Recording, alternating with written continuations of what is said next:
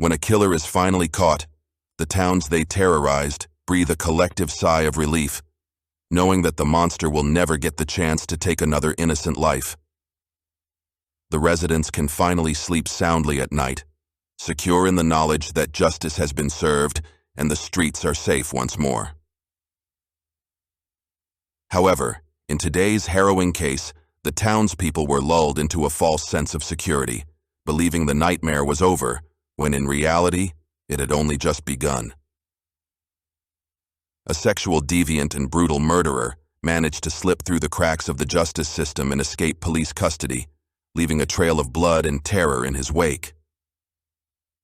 Today, we delve into the disturbing case of ALLAN LEGERE, a man dubbed the Monster of Miramichi, who escaped prison after murdering an elderly man during a robbery and then remained at large for 7 agonizing months, during which he continued to take innocent lives with impunity.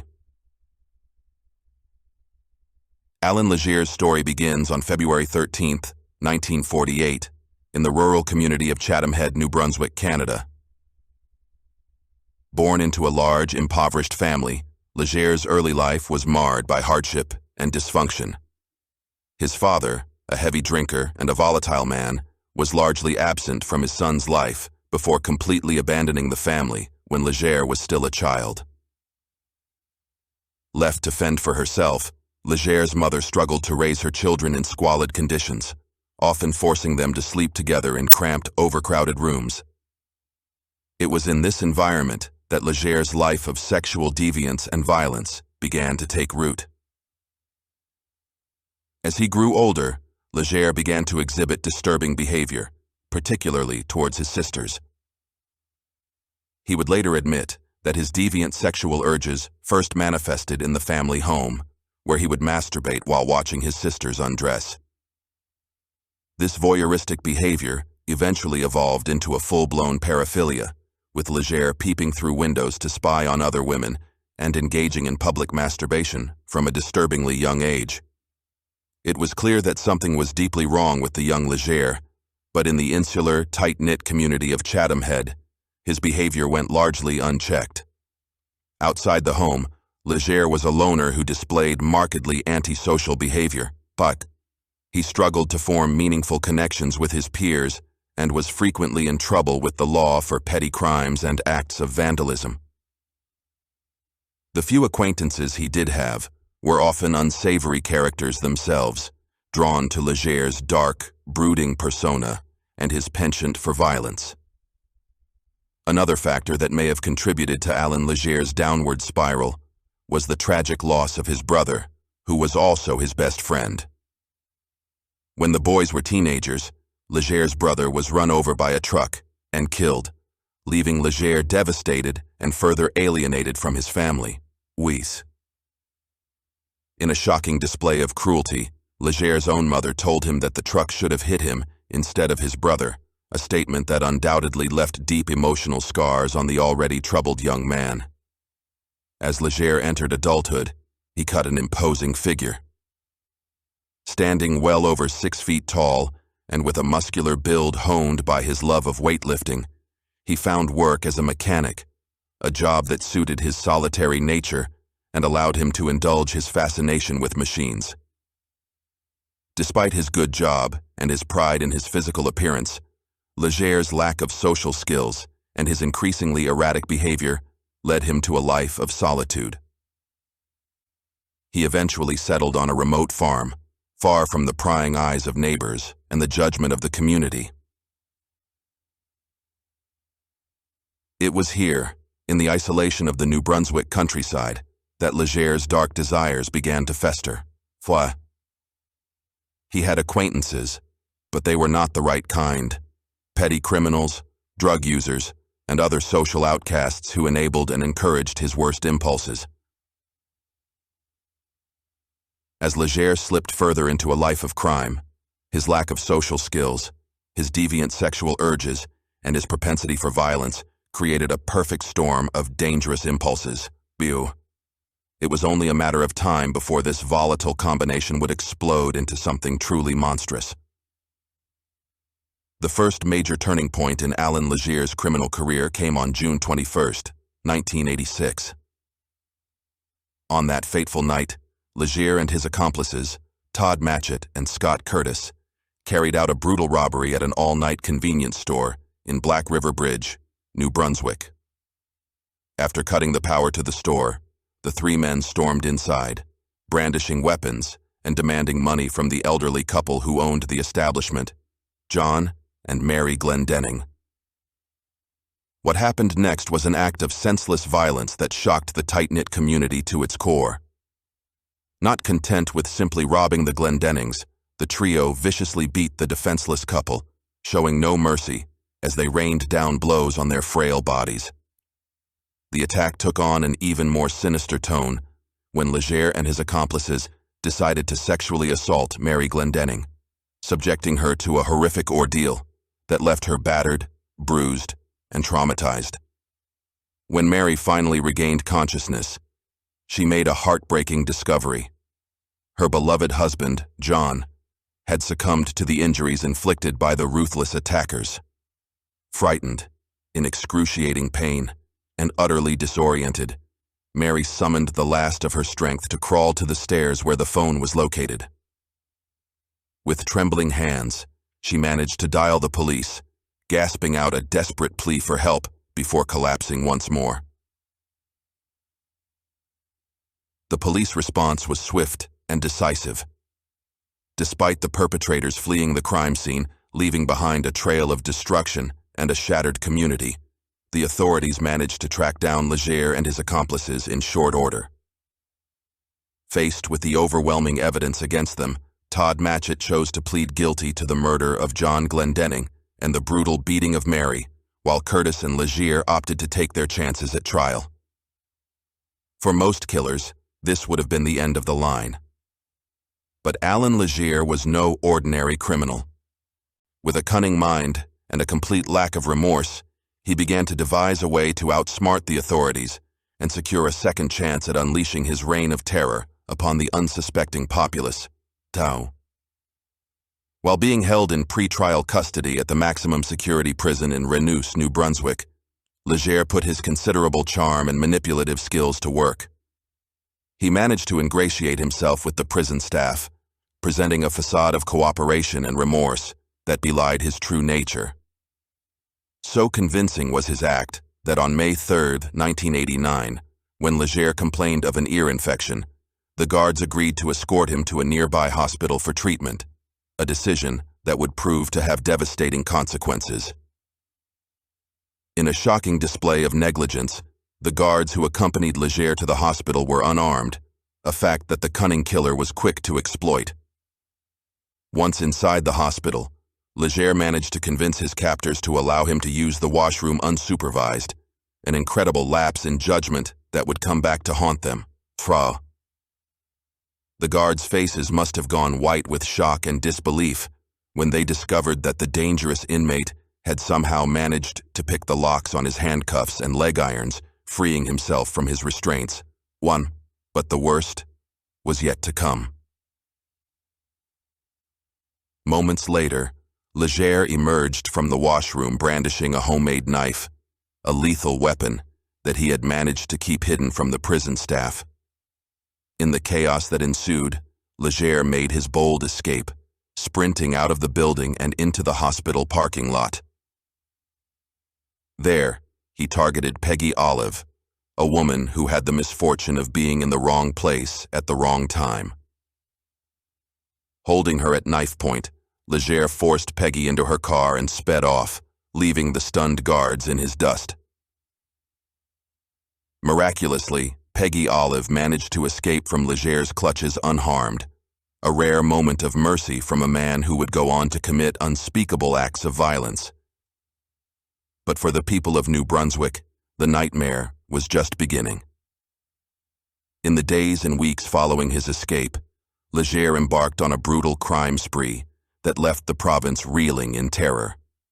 Robberies, assaults, and car thefts became his modus operandi as he crisscrossed the region, always staying one step ahead of the law. But it was the string of brutal murders that truly cemented Legere's reputation as a monster in human form. On May 29, 1989, just a few short weeks after his escape, Legere struck again. His victims this time were two elderly sisters, Annie and Nina Flam, who lived in the small community of Chatham Head. The details of the attack are almost too horrific to recount. Legere, armed with his signature homemade knife, broke into the Flam sisters' home and proceeded to beat, torture, and sexually assault the helpless women, all while ransacking their humble abode for valuables. But the horror didn't end there.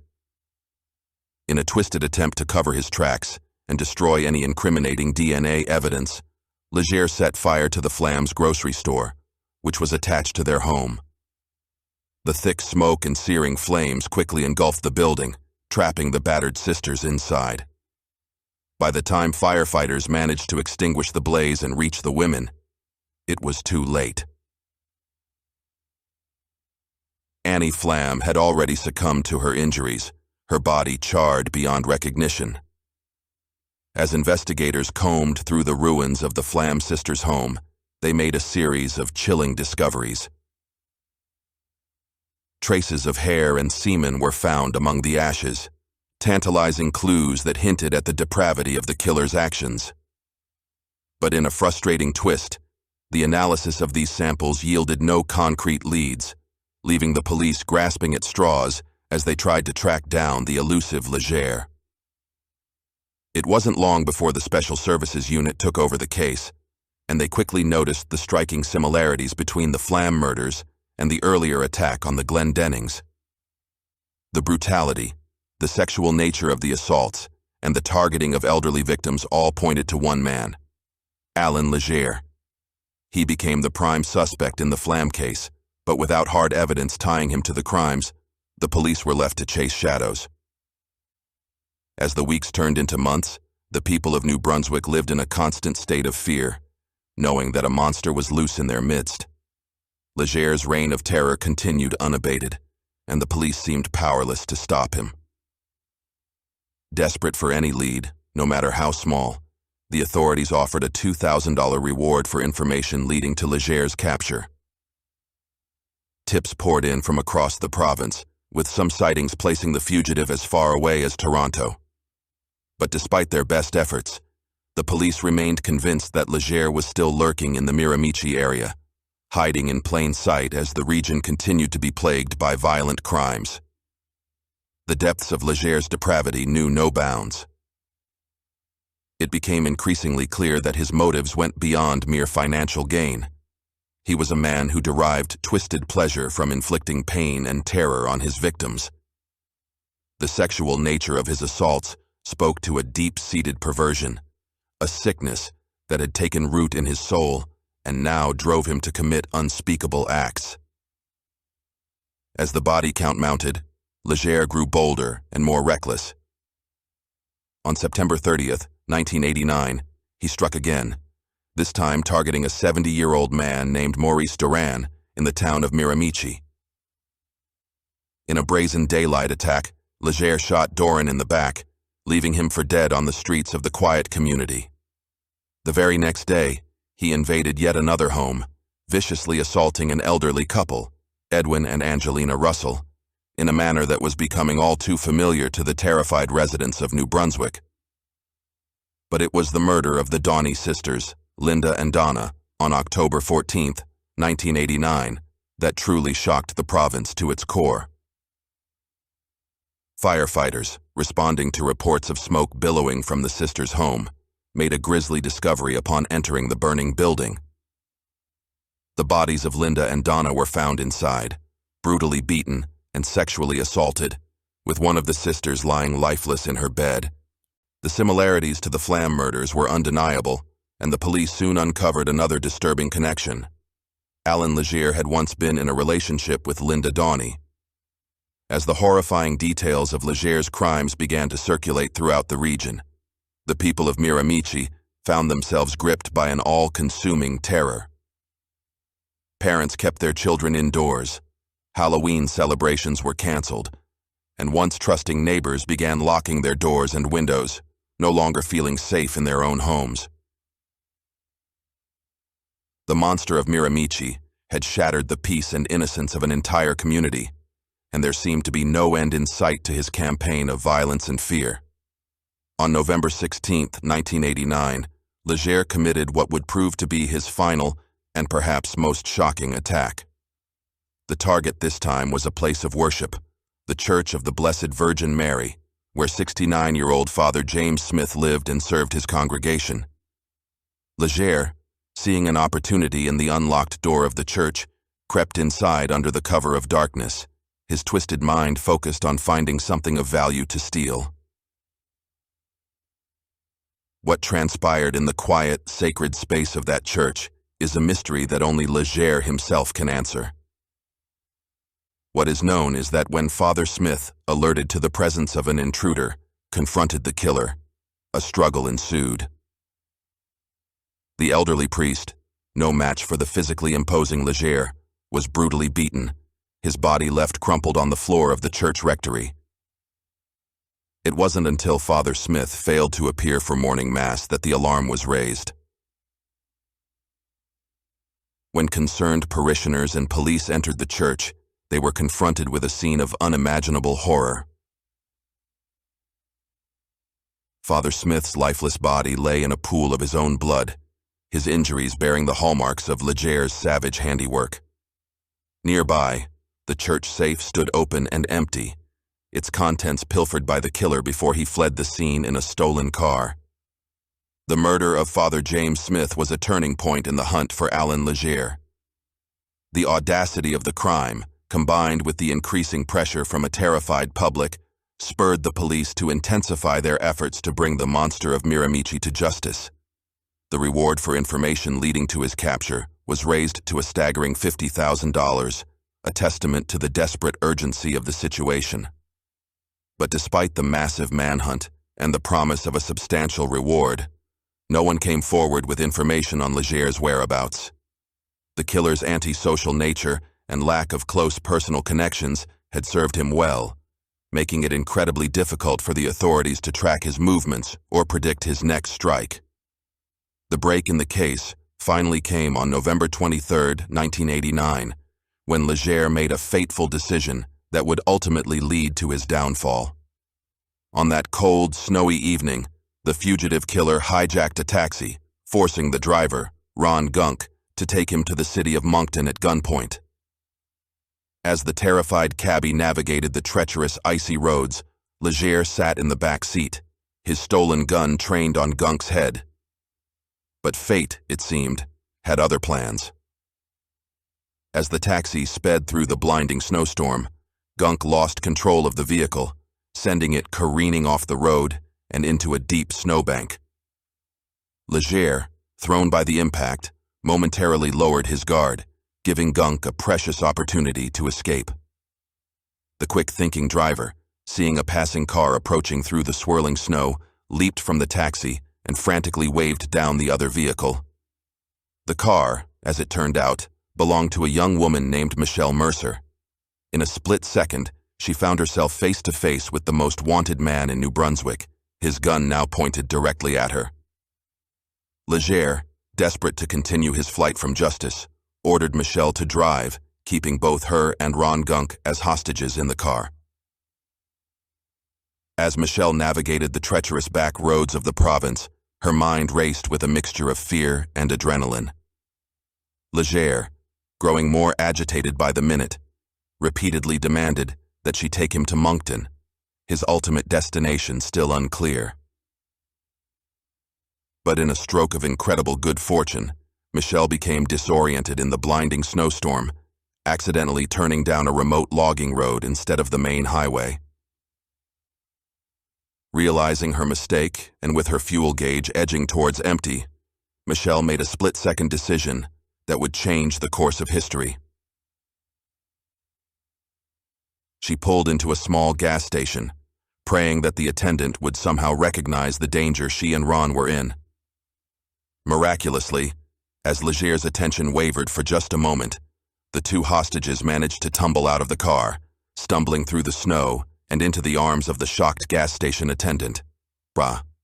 Legere, now alone and desperate, abandoned Michelle's car and quickly hijacked a nearby truck, ordering its driver, Bruine Balding, to take him to Moncton at gunpoint.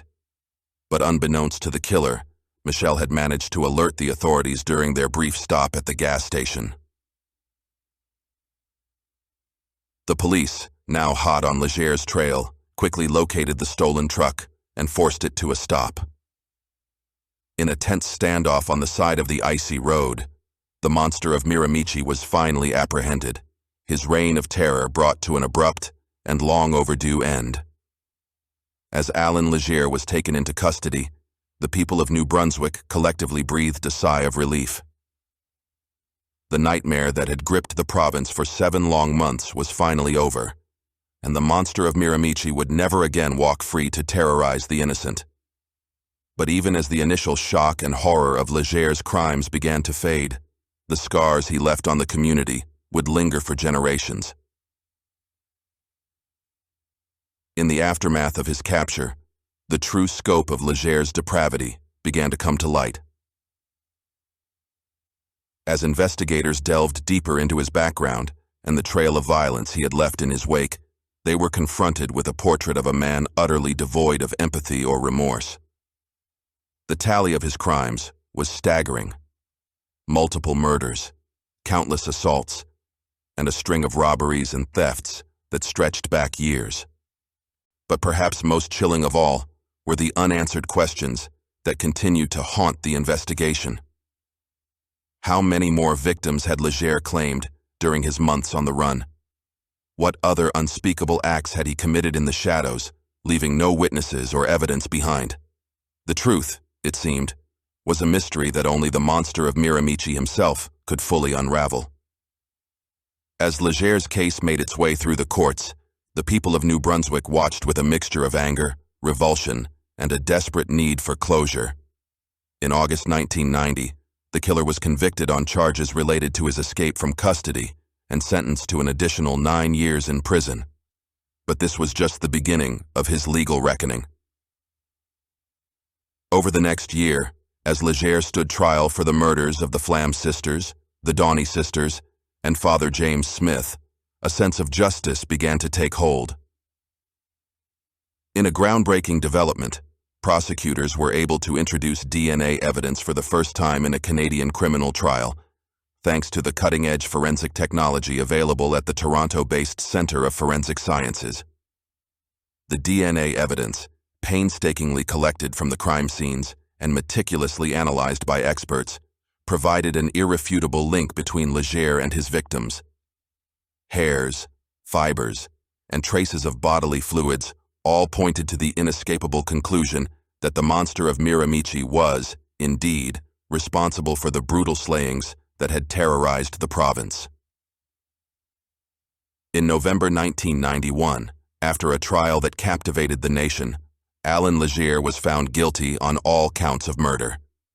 The judge, in a stern and uncompromising tone, sentenced the killer to life in prison with no possibility of parole for a minimum of 25 years.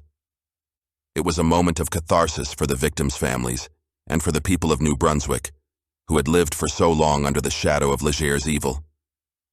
But even as the province celebrated the verdict and the knowledge that the monster of Miramichi would spend the rest of his days behind bars, a lingering sense of unease remained. How had the system failed so catastrophically, allowing a dangerous and violent criminal like Legere to escape custody not once, but twice? What could be done to ensure that such a tragedy would never happen again? In the years that followed, as Legere was shuffled from one maximum security prison to another, the scars he had left on the psyche of New Brunswick began to slowly heal. Communities came together, united in their grief and their determination to rebuild the trust and sense of safety that had been so cruelly shattered. Memorials were held for the victims, their lives celebrated, and their memories honored by those who had loved them. The Flam sisters, the Donny sisters, Father James Smith, and all the others whose lives had been cut short by Legere's brutality They would never be forgotten, their legacies forever woven into the fabric of the province's history. As time marched on, the specter of ALLAN LEGERE continued to loom large in the collective consciousness of New Brunswick. His name became synonymous with evil, a cautionary tale whispered to children, and a reminder of the darkness that could lurk in the hearts of men. In 2015, more than 2 decades after his conviction, Legere was transferred to a maximum security prison in Edmonton, Alberta. It was a move that brought a sense of relief to many in New Brunswick, who felt that the physical distance between the killer and the province he had once terrorized was a necessary step in the healing process. But even as Legere faded from the daily thoughts and conversations of most New Brunswickers, his legacy continued to cast a long shadow. In January 2021, when the killer became eligible for parole, a sense of collective anger and disbelief swept across the province.